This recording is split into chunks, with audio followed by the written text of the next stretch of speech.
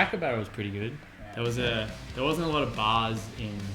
There wasn't a lot of anything, to be honest, in St. Cloud, Florida, where we were recording. So it's a good creative focus vibe. But down the road there was a biker pub called the Cracker Barrel.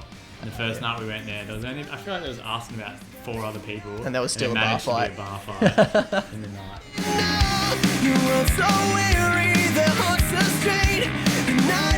I think the feeling that we probably would have wasted a whole lot of time and energy if we didn't finish it. I think that would be a big part of it. I think it did come down to the fact that we've always said that we're out to see how far this band and this music can go and how far it can take us. We don't have any expectation of what it should do, just what it could. And so I think that ended up just being that we were proud of the direction. We knew we had an album shaping up to be something that was great, but I think it was just being honest with ourselves that it's not there yet and getting back into it and finishing it up.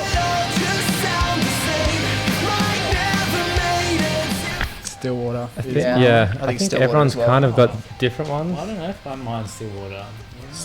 Momentary's up there for me, but Stillwater and Momentary. I definitely really like Colorblind, even more so now that it's getting such good reviews as well. Colorblind's a fun one to play live for me. I really like it. Very groovy. I'm gonna go with Momentary as well. I think Bad. Some fun.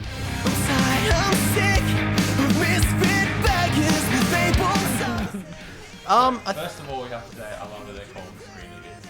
Yeah. I think Tell us about the Screamy Bits, Pegs. Yeah, I think it's just all about challenging expectations. Like, we've always tried to avoid, doing what's expected of us, just because we don't want to feel limited by what is and isn't part of a song, what makes a genre and what makes a band fit a genre. For us, it's just about conveying. I mean, we want to be some better songwriters. That's essentially the goal of our band, is to be the best songwriters we can be musically and lyrically.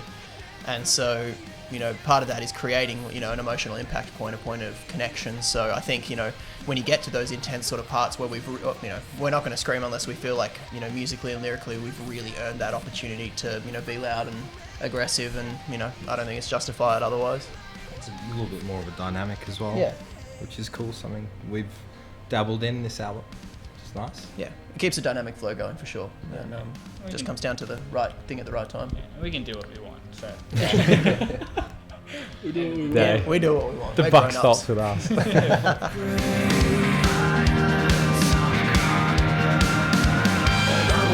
Before I joined the band, when these guys kind of said, hey, you want to come sing for us? I did kind of a 6-week crash course with a guy I knew in Brisbane named Joel Miles, and he kind of taught me a few breathing basics and a few exercises to help me learn how my throat functions, and I kind of just built on that, instinctually for the first couple of years of touring. But as we're starting to do longer headline sets where we're playing, 45 minutes, an hour, and even an hour and a half on a couple that we've done,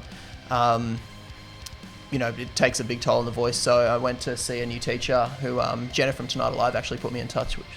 Her name's Chantel Ormandy, works in North Sydney out of her home, and brilliant teacher, really, really good in kind of, first of all, fixing any bad habits I had in terms of breathing and the way I was pitching notes. But I think it really made a difference in actually the way that I sing individual sounds and lyrics. So yeah, she's really great, and probably should be a little overdue for heading back to do a few cleanups with her, because you develop bad habits so quickly as a singer, especially on the road. So definitely going to be good to get back in there at some point.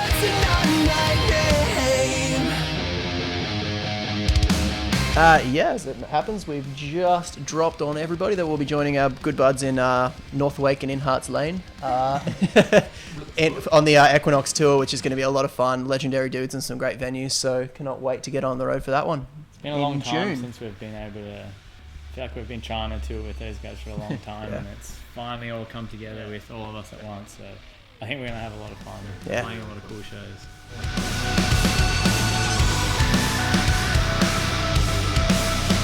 I'd probably say first and foremost, be patient and be focused in, what you are and what you want to be, and enjoy the journey, because, the crappy reality of it is, for every band that makes it, there are 100 that don't. But then that's not to say that no one, that's not to say that no single band is incapable of doing it. I think it's just, it's a lot of it comes down to, getting lucky with your opportunities, but also, having the hard work in place to back up, you know, those opportunities and take them when they come. I think also something we sort of oversee a lot is, not oversee, but something that we did in the start of, just before Ground Roll, our first album, is we spent like a good year and a half not really playing any shows, but just writing.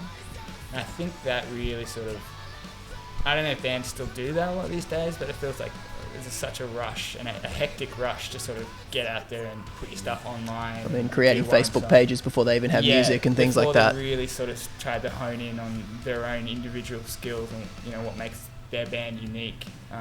Every band sucks when it starts. Like, we sucked really bad when we started. We stunk. We stank. We were stunk. But then we got really good. So.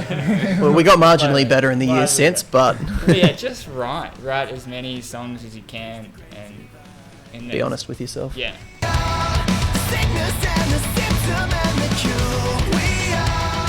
Yeah, I think working with the people that we did, I mean, it was those three, as well as having, you know, Eric Ron and Mike Green, who both got a pretty good track record themselves. You know, the reason we co-write with people like that is not to, you know, sit in a room and have someone write a song for us. That couldn't be further from the truth. But I think it's about getting some outside perspective and just fresh influence on what we're actually creating and what we're doing. Helps us break bad habits. So if we told you which songs each of them worked on, which, you know, if you have a look at the CD booklet, you'll be able to see who worked on which, but you probably wouldn't actually guess who did which, except for obviously Lynn and Blake working on Degrees of Separation. That's kind of obvious, I think. But yeah. I think it was good. It was nice to, like John was saying, it was nice to get different inputs on things, and I guess people would take songs or take ideas to somewhere where I guess we wouldn't have otherwise gone, and, you know, I guess the five of us have always written in similar styles and gone to similar places, I guess, when we write. So it's nice to get someone that is doing something quite different to where we're at.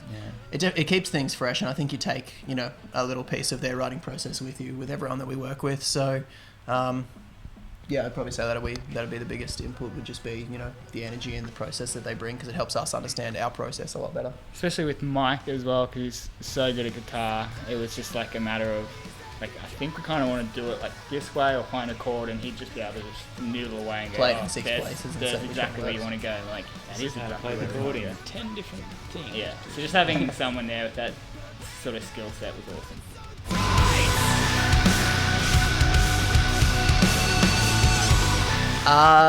We've got a range of places, but I would say, I mean, for me, this shirt is actually the first time I've worn this. It's got a fresh shipment from ASOS the other day. Great website. So ASOS, if you're watching, hook us up. That'd be mad. I haven't bought a shirt for about a year, so yeah. I'm recycling a lot. Yeah. Recycling I've seen this in other stealing. clip. Do not judge us. Yeah. We're doing our best here.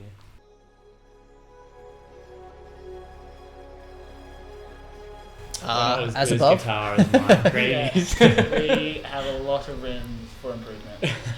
Yeah. In a good way, I think.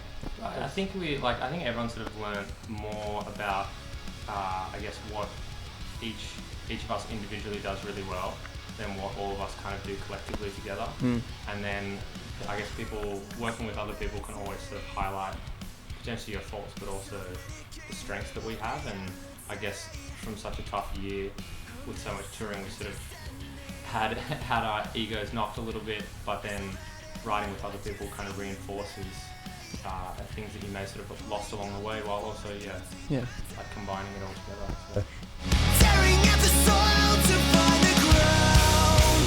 Pippin is great.